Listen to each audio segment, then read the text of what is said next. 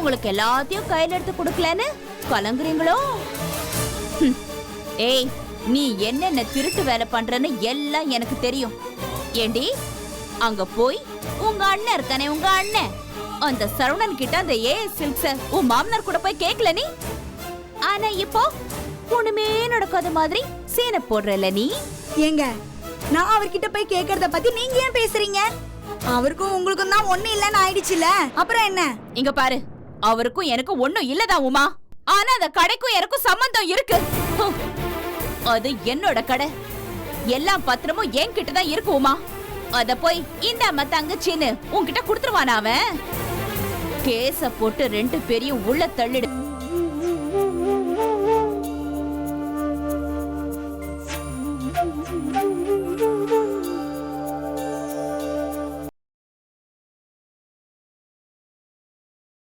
அதே மாதிரி இந்த வீட்டில் நடக்கிற எல்லா விஷயங்களும் என்கிட்ட வந்து ஷேர் பண்ணிருக்கீங்களா? இதுக்கு மட்டும் நான் வேணுமாப்பா உங்களுக்கு? எனக்கு என்ன சொல்றதுன்னே தெரியலப்பா. இப்ப என்ன, உங்களுக்கு 50,000 ரூபாய் பணம் வேணும், அவ்வளவுதானே? ஓகே, கொடுத்துடுறேன். ஆனா ஒண்ணு, அவன் இங்க வந்து உட்கார்ந்துக்கிட்டு தேவையில்லாம ஏதாவது பிரச்சனை பண்ணா நான் சும்மாவே இருக்க மாட்டேன். நான் உங்ககிட்ட ஏற்கனவே சொல்லியிருக்கேன், நான் ஏதோ இந்த வீட்டில் ஒரு பேயிங் கெஸ்ட் மாதிரி தான் இருக்கேன். அவன் இங்க வந்து உட்காந்துக்கிட்டு என்கிட்ட அனாவசியமா ஏதாவது வம்பிழுத்தான்னா அப்புறம் நான் பாட்டுக்கு வேற இடத்த பார்த்துட்டு போயிட்டே இருக்கேன். அவர் ஒன்றும் யார் வம்புக்கும் போக மாட்டார்.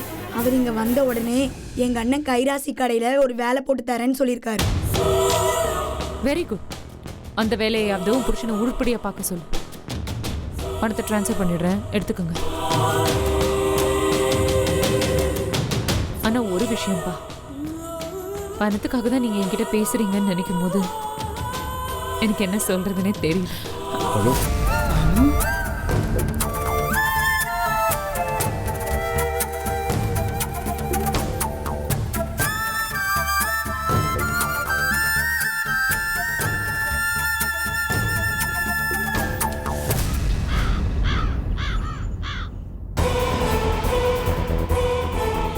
அண்ணே, அண்ணி,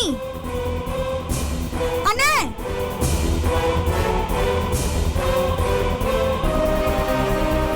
ஆவுமா, என்ன இங்க நின்னு கத்திக்கிட்டு இருக்க? வீட்ல எல்லாரும் இருக்காங்களா? இருக்காங்க. இது என்ன, உமா எப்ப வந்தாலும் நேரா உள்ள வந்து நம்ம கிட்ட தானே பேசுவா. இன்னைக்கு புதுசா அங்கேயே நின்னு கத்திட்டு இருக்கா. எல்லாம் ஒரு காரணமா தான். என்ன சிரிக்கிறீங்க? இதெல்லாமே ஏன் ஏற்பாடு தான். நான் தான் அவளை தூண்டி விட்டு இங்க வந்து பேச சொல்லிருக்கேன். ஓ, எதுக்கு? எதை பத்தி? எல்லாம் இப்ப தெரியதானே போகுது. வா, நாமளே போய் கலந்துக்கலாம்.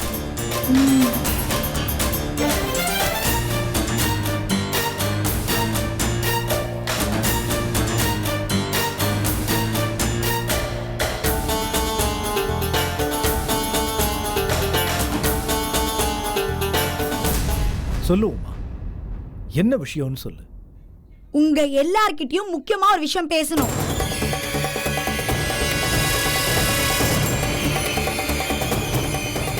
சொல்லுவோமா. நானும் உங்ககிட்ட ரொம்ப நாளா எனக்கு ஏதாவது செய்யுங்கன்னு கெஞ்சியும் பார்த்துட்டேன், மிஞ்சியும் பார்த்துட்டேன்.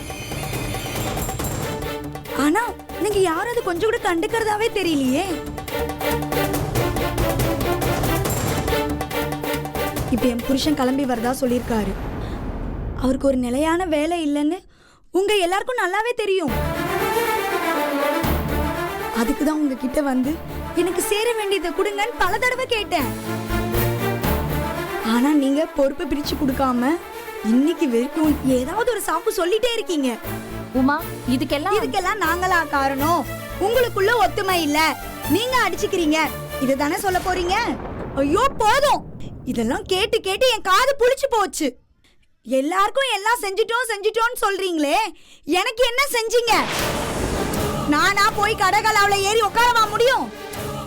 ஏமா, ஒண்ணும் தெரியாத பாப்பா இல்ல நீ. உங்களுக்கு எல்லாத்தையும் கையில எடுத்து கொடுக்கலன்னு கலங்குறீங்களோ? ஏய், நீ என்னென்ன திருட்டு வேலை பண்றன்னு எல்லாம் எனக்கு தெரியும். ஏண்டி, அங்க போய் உங்க உங்க அண்ணன் இருக்கானே உங்க அண்ணன் அந்த சரவணன் கிட்ட அந்த ஏஎஸ் சில்க்ஸ உன் மாமனார் கூட போய் கேக்கல நீ. ஆனா இப்போ ஒண்ணுமே நடக்காத மாதிரி சீனை போடுறல நீ. ஏங்க நான் அவர்கிட்ட போய் கேக்குறத பத்தி நீங்க ஏன் பேசுறீங்க? அவருக்கும் உங்களுக்கும் தான் ஒண்ணு இல்லன்னு ஆயிடுச்சுல, அப்புறம் என்ன? இங்க பாரு, அவருக்கும் எனக்கும் ஒண்ணும் இல்லதான் உமா. ஆனா அந்த கடைக்கும் எனக்கும் சம்பந்தம் இருக்கு. ஹம். அது என்னோட கடை. எல்லா பத்திரமும் என்கிட்ட தான் இருக்கு உமா. அத போய் இந்த அம்மா தங்கச்சின்னு உன்கிட்ட குடுத்துருவானா அவன்? கேஸ போட்டு 2 பேரையும் உள்ள தள்ளிடுவேன். நீங்க கேஸ போடுங்க, என்ன வேணாலும் பண்ணுங்க. இப்ப நான் பேச வந்தது அத பத்தி இல்ல.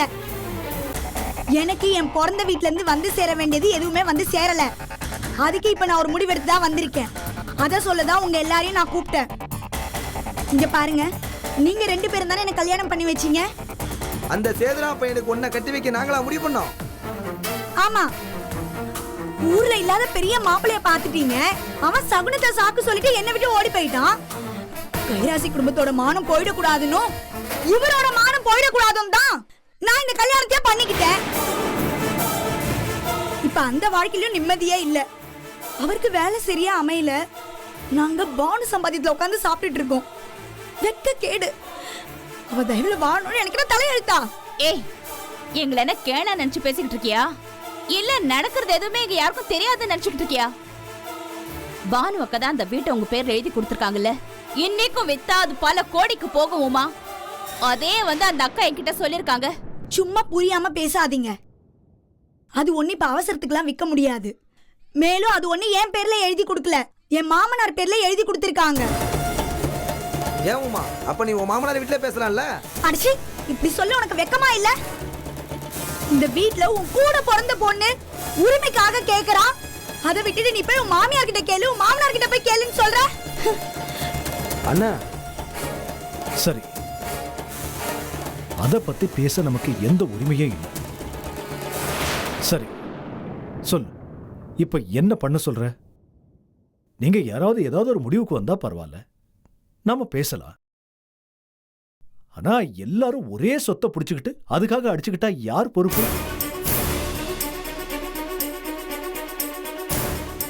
உமா, நான் தான் உங்ககிட்ட சொன்னேன் இல்லையா, சென்னையில இருக்கிற வீட்லயும் வேலூர்ல இருக்கிற வீட்லயும் போய் வாடகை வாங்குறத பத்தி பேசுன்னு அனுப்புனேனா இல்லையா? ஆமா, இங்க உட்கார்ந்த இடத்துல இருந்து நீங்க சொல்லிட்டீங்க. நான் அங்க போனா எனக்கு சிவஞானம் அப்படி எதுவும் சொல்லல. அவர்கிட்ட எழுத்துப்பூர்வமா எழுதி வாங்கிட்டு வாங்க, அப்பதான் நாளைக்கு எதுவும் சிக்கல் வராதுன்னு சொல்றாங்க. ஏய், இதெல்லாம் நீ என்கிட்ட சொன்னதானமா எனக்கு தெரியும். சரி, இப்ப நான் உங்ககிட்ட பேசுறேன். அண்ணே, நான் சொல்றேனே தப்பா எடுத்துக்காதீங்க. அதெல்லாம் சரியா வராதுண்ணே. நான் சொல்றேனே தப்பா எடுத்துக்காதீங்க. அதெல்லாம் சரியா வராதுண்ணே. இப்ப நீங்க சொல்லி அவங்க வாடகை கொடுத்தா அப்புறம் நாளைக்கு பொறுப்பெடுத்துக்கும் போது பல பேர் பல பிரச்சனை பண்ணுவாங்க. ரொம்ப சந்தோஷம். எனக்கு கிடைக்க வேண்டியதை என் கூட பிறந்த அண்ணனே வேணான்னு தடுக்கிறாரு. ஐயோ, வேண்டான்னு சொல்லலமா. போதுண்ணே, இங்க பாருங்க, எனக்கு ரொம்ப அவமானமா இருக்கு. ஒவ்வொரு நாளும் என் மாமியார் வீட்ல இருக்க உடம்பு கூசுது. என்னால உட்காந்து தண்ட சோறு திங்க முடியாது. அந்த பானு சும்மாவே பேசுவா, இதுல அவர் வேற வந்துட்டா குத்தி காமிச்சா உயிரை எடுத்துருவா. இங்க பாருங்க, நீங்க எனக்கு செய்யுங்க, செய்யாம போங்க. ஆனா நீங்க ஒரு முடிவு எடுக்கிற வரைக்கும் நான் இங்கதான் இருப்பேன். என் புருஷனையும் நான் இங்கதான் வர சொல்ல போறேன். எனக்கும் என் புருஷனுக்கும் உட்கார வச்சு சோறு போடுங்க, அது போதும். ஏமா, இது நீயா எடுத்த முடிவா இல்ல யாராவது சொல்லி கொடுத்து எடுத்த முடிவா? என்ன இப்ப எதுக்கு என்ன ஜாடையா பேசுறீங்க? நான் தெரியாம தான் கேக்குறேன். யார் இந்த கவிதா? உங்க அண்ணியோட தங்கச்சி. அவளுக்கும் இந்த வீட்டுக்கும் என்ன சம்பந்தம்? அவள இங்க உட்காந்து தின்னும் போது கூட பிறந்த தங்கச்சி அவ வந்து இங்க தங்கறதுல என்ன தப்பு இருக்குன்னு கேக்குறேன். இதெல்லாம் நானா கேட்ட தப்பு. இதுல ஜாடையா குத்தி வேற காட்டுறீங்க. அம்மா தாயே, உன்னை யாரும் எதுவும் சொல்லல. சரி உமா, உன் வீட்டுக்காரரை வர சொல்லு. அவருக்கு என்ன தேவையோ அதை நிச்சயமா நாங்க செய்யறோம். இந்த சொத்து பிரச்சனை தீர்ற வரைக்கும் அவருக்கு கடையில ஒரு பொறுப்பை கொடுங்க, அதுக்கு ஒரு சம்பளத்தையும் கொடுங்க. அவரை எப்படி கடையில உட்கார வைக்கிறது? ஏன் உட்கார வைக்க கூடாது? எனக்கு அந்த கடையில உரிமை இருக்குல்ல. எனக்கு பதிலா என் புருஷன் அங்க இருக்க போறாரு, அவ்வளவுதானே. இதுல என்ன இருக்கு? அம்மா, அதை நான் முடிவு பண்றேன். அவரை கடையில உட்கார வைக்கிறதா இல்ல வேற பொறுப்பு கொடுக்கறதாங்கிறத நான் முடிவு பண்றேன். புரியுதா? ஆமா, அவர் எப்போ வராது? இன்னும் கொஞ்ச நாள்ல. ஏன் உமா, அவர் வந்தா அவரா அவங்க அப்பா உட்காந்து கலந்து பேசி சொல்லலாமே. அவங்க அப்பா அம்மா கிட்ட கலந்து பேச என்ன இருக்கு? என் மாமனாரு அவர் வந்தா உட்கார வச்சு சோறு போட தான் போறாரு. அவர் பையன் அவர் சோறு போடுறாரு. நானும் அங்கேயே உட்காந்து தண்ட சோறு சாப்பிடவா முடியும்? என்ன பேசுறா? நினைச்சாலே கேவலமா இருக்கு. அங்க வேலை செய்யற சின்ன பொண்ணு கூட என்ன மதிக்கிறதே இல்ல. போதும், எனக்கு ஏதாவது ஒரு முடிவு கிடைக்கிற வரைக்கும் நான் இங்கதான் இருப்பேன்.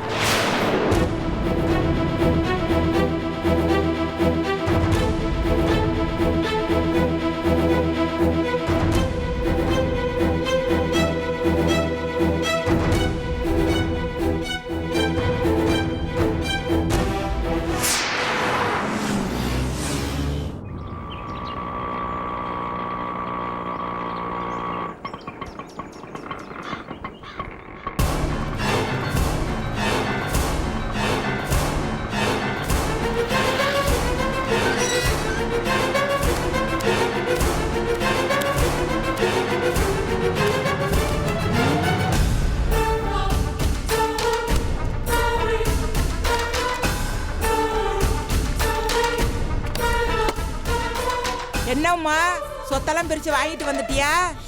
எதுக்கு உனக்கு தேவையில்லாத விஷயத்துல மூக்க நுழைக்கிற? உன் வேலை என்னவோ அதை மட்டும் பார். இல்ல ஆவேசமா போனில, அதான் அங்க என்ன நடந்துன்னு தெரிஞ்சுக்கலாம் தான். நீ என்னமோ தினமும் அந்த வீட்டுக்கு இந்த வீட்டுக்கும் ஓடிக்கிட்டு இருக்க, சில நேரம் அங்கேயே தங்கிடுற. அதான் என்ன நடக்குதுன்னு கேட்டேன். என்னமோ நடக்குது, நான் என்னமோ பண்ணிட்டு போறேன். அத பத்தி உனக்கு என்ன? நீ யார் என்ன கேள்வி கேட்க? இந்த மாதிரி கேள்வி மேல கேள்வி கேட்டுட்டு இருந்தா அப்புறம் நடக்கிறதே வேற. ஏமா அப்படி கோச்சுக்கிற? அது எங்க அம்மா வீடு, அங்க போக தங்க எனக்கு எல்லா உரிமையும் இருக்கு. அதே மாதிரி இது என் மாமியார் வீடு, இங்க எனக்கு எல்லா உரிமையும் இருக்கு. போய் வேலையை பாரு. சும்மா தேவையில்லாம பேசு. என்னாச்சு? தேவையில்லாம என்கிட்ட பேசிட்டு இருக்காங்க அத்தை. சின்ன பொண்ணு, உன் வேலையை பாரு போ. நல்லதுக்கே காலம் இல்ல. ஏமா, அவளை பத்தி தான் உனக்கு தெரியும்ல, எதுக்கு அவகிட்ட தேவையில்லாம பேசிட்டு இருக்க நீ? அத்தை, அவங்க தான் தேவையில்லாம என்கிட்ட பேசிட்டு இருந்தாங்க. சொல்லு, அங்க என்ன நடந்தது? அங்க வேற என்னத்தான் நடக்கும்? அங்க எல்லாரும் சும்மா பேசிட்டு இருக்காங்களே தவிர காரியம் எதுவும் நடக்கவே மாட்டேங்குது. யாரும் விட்டு கொடுக்க மாட்டேங்கிறாங்க. சண்முகானனை கடையில உட்கார வைக்கிறதுலே குறியா இருந்து உட்காரவும் வச்சுட்டாங்க. அதுக்கப்புறம் சரவணன் நோட்டீஸ் அமைச்சதுல இருந்து இப்ப அத பத்தியே பேசிட்டு இருக்காங்க. ஆக மொத்தத்துல நம்ம விஷயத்த பத்தி யாரும் எதுவும் பேசவே மாட்டேங்கிறாங்க. ஏங்க, நீங்க போய் பேசினா ஏதாவது நடக்கும்ல? என்ன லட்சுமி, இத்தனை நாளா நான் அங்க போய் பேசிட்டு தான் இருந்தேன். என்ன நடந்துச்சு? இதவா லட்சுமி, அங்க இருக்கிற பிரச்சனையே வேற. எல்லாரும் ஒரே சொத்துக்காக அடிச்சுக்கிறாங்க. அந்த வீட்டையும் கைராசி கடையும் எல்லாருமே கேக்குறாங்க. யாரும் யாருக்கும் எதையும் விட்டு கொடுக்க தயாரா இல்ல. சரி, அப்ப அந்த வீட்டையும் கடையும் விட்டுட்டு மத்த சொத்தை பிரிச்சு கொடுக்க வேண்டியதானே? நீ என்ன புரியாம பேசுற? எது யாருக்குன்னு முடிவாகாம எப்படி மத்ததை பத்தி பேச முடியும்? அதெல்லாம் நடக்காது. என் பேர்ல எழுதி கொடுத்த வீட்டுல போய் வாடகை வாங்கிக்க சொன்னாங்க மாமா. நானும் எல்லாம் நல்லபடியா நடந்து முடிஞ்ச பிறகு உங்ககிட்ட சொல்லிக்கலாம்னு நினைச்சு வாடகை வாங்குறதுக்காக போனேன் மாமா. நானும் அங்க போய் இனிமே நானே வாடகை வாங்கிக்கிறதுக்கு வரேன்னு சொன்னேன். ஆனா அதுக்கு எங்களுக்கு சிவஞானம் அப்படி எதுவும் சொல்லவே இல்லை. அதனால உங்களுக்கு வாடகை கொடுக்க முடியாதுன்னு சொல்லிட்டாங்க. சிவஞானம் எழுத்துப்பூர்வமா எழுதி கொடுத்தாதான் வாடகை கொடுக்க முடியும்னு சொல்லி என்ன அனுப்பிச்சிட்டாங்க மாமா. என்னம்மா சொல்ற? நீ எப்ப போன? எங்க போன? வேலூர் வீட்டுக்கு போனேன் மாமா. உங்ககிட்ட சொல்லாம போனது தப்புதான் மாமா. ஆனா பணம் வந்தா அவருக்கு அமுச்சு வைக்கலாம், நம்மளோட பிரச்சனையும் ஓரளவுக்கு சரியாயிடும் நினைச்சுதான் போனேன். ஆனா அங்க போய் அசிங்கப்பட்டதுதான் மிச்சம். ஒன்னும் நடக்கல. என்ன உமா இது? உனக்குன்னு எழுதி கொடுத்தாச்சுன்னா அந்த வீட்டுல வர வாடகை உனக்கு தானே வரணும். அட நீ வேற லட்சுமி, வீட்டை எழுதி கொடுக்கறன்னு வாயால தான் சொன்னாங்களே தவிர இன்னும் எழுத்து பூர்வமா கைக்கு வரலையே. அப்புறம் எப்படி வாடகை கொடுப்பாங்க? சரி, அது போகட்டும். உன் புருஷன் எப்ப வரேன்னு சொன்னா? இன்னும் கொஞ்ச நாள்ல வரேன்னு சொல்லிட்டாரு மாமா. அந்த வீட்டுல நான் தெளிவா சொல்லிட்டேன்.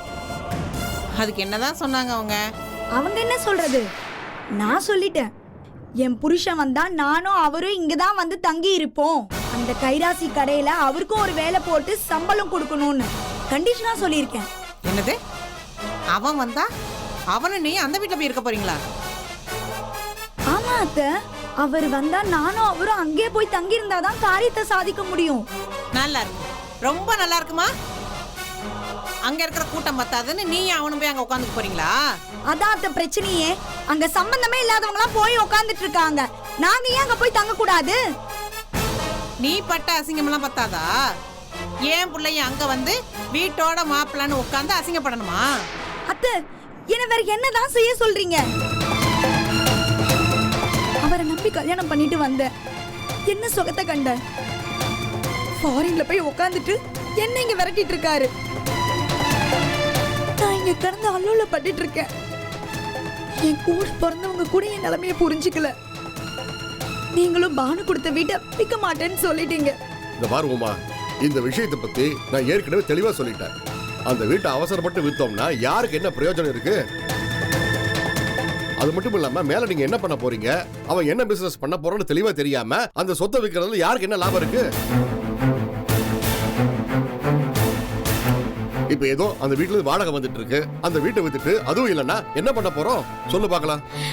ஆமா மாமா, எல்லாரும் ஏதோ ஒரு காரணத்தை கரெக்டா சொல்றீங்க. விடுங்க, யாரும் சொல்லி என்ன ஆக போகுது? என் புருஷன் சரியில்லை, நான் வேற யாரு குறை சொல்ல முடியும்? எல்லாம் என் தலையெழுத்து. எல்லாரும் குழந்தை இல்ல குழந்தை இல்லைன்னு பேசிக்கிறாங்க. பேசிட்டோம், யார் என்ன வேணாலும் பேசட்டும். எனக்கு அதை பத்தி ஒரு கவலையும் இல்ல. எனக்கு இப்ப குழந்தை பெத்துக்கிற ஐடியா இல்ல. எங்க பொழப்ப இங்க சிரிப்பா சிரிக்குது. இதுல குழந்தை வேற பிறந்தா அதை நாங்க எப்படி வளர்த்து படிக்க வச்சு ஆளாக்கி, ஒண்ணு புருஷன் நல்ல துப்புள்ள ஆளா இருக்கணும், இல்ல நானாவது இதை கொண்டு வந்திருக்கணும். இப்படி ரெண்டும் இல்லைன்னா இப்படிதான் அவஸ்தைப்படணும். போதும், இப்படி புலம்பிட்டே காலத்தை ஓட்டிட்டு இருக்க வேண்டியதுதான்.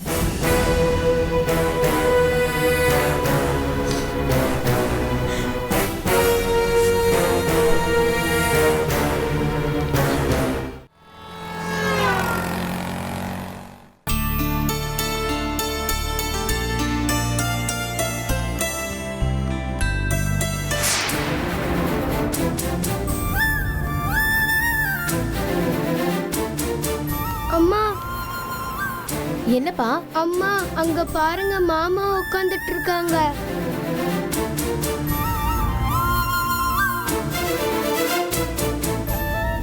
ராஜேந்திரா,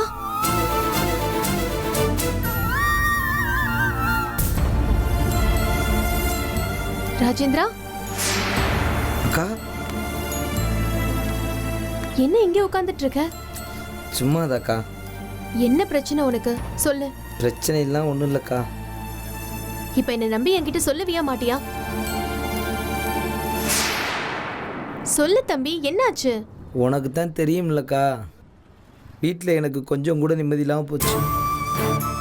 இவ்வளோ பிரச்சனைக்கு காரணம் என் முண்டாட்டியும் சண்முகன் என் முண்டாட்டியும் தான். இதில் நம்ம உமா வேற கூட்டணி. நடந்தது எல்லாத்தையும் கேள்விப்பட்டிருப்பியே. சரிக்கா, நீ ஏன் அப்படியே ஒதுக்கிட்ட? நம்ம வீட்டு பக்கம் வர்றதே இல்லை. கைராசி வீட்டில் இருக்கிற பிரச்சனை பத்தாதுன்னு நான் வேற வரணுமா? அப்படி இல்லைக்கா, உரிமை உள்ளவ நீ. நீ வரணுமா இல்லையா? அப்பல இருந்து இப்ப வரைக்கும் அந்த வீட்டுக்கு நான் வரதுக்கு காரணம்னா அது மீனாட்சி அண்ணி மட்டும்தான். மற்றபடி நான் யாருக்காக வர்றது? அப்படி இல்லைக்கா, காது குத்துக்கு கூட நீ வரல. நீ வந்து என் பிள்ளையும் சரவணன் பிள்ளையும் ஆசீர்வாதம் பண்ணியிருந்தா எங்களுக்கு ரொம்ப சந்தோஷமா இருந்திருக்குங்க்கா. மன்னிச்சிரு தம்பி, என்னால வர முடியாத சூழ்நிலை. அந்த குழந்தைங்களுக்கு எப்பவுமே என்னோட ஆசீர்வாதம் உண்டு. நம்மளோட கைராசி வீட்டுல நாமெல்லாம் எவ்வளவு சந்தோஷமா இருப்போம்ல. இப்ப ஏன் இப்படி ஆயிடுச்சு? கல்யாணம்னு ஒரு கருமத்தை பண்ணாமல் இருந்திருந்தா நாங்கள் நிம்மதியாக இருந்திருப்போம். அப்பெல்லாம் ஒன்றா உட்காந்து மீனாட்சி நீ உருட்டி கொடுக்க நிலாச்சோறு சாப்பிடுவோம். மனசு வயிறு நிறைஞ்சு போயிடும். ஆனால் இப்போ சாப்பிட்டியான்னு கேட்கக்கூட ஆள் இல்லை. சாப்பிட்டியா? இல்லைக்கா. சரி வா, வீட்டுக்கு போலாம். இல்லை பரவாயில்லக்கா, நான் போகிற உள்ள ஹோட்டலில் சாப்பிட்டுக்கிறேன். உத வாங்க போறேன். இப்ப வர போறியா இல்லையா? நீ போக்கா, நான் கிளம்புறேன். வாங்க மாமா ஏ, வீட்டுக்கு. மாப்பிள்ளை. சரி வா. வாங்க மாமா. வான்னு சொல்றேன்.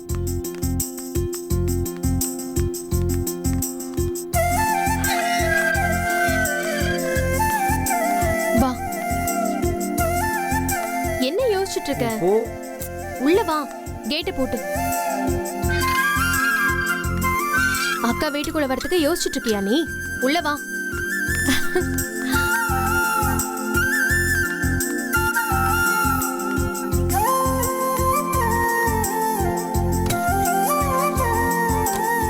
வா. சரி, ஒரு 10 நிமிஷம் உட்காரு ராஜேந்திரா. நான் சமையல முடிச்சிட்டு வந்துடுறேன். சரியா? சரிக்கா. மாமா கூட விளையாடு. உட்காரு உட்காரு. மாமா கூட விளையாடிட்டு உட்காருங்க மாமா. சரி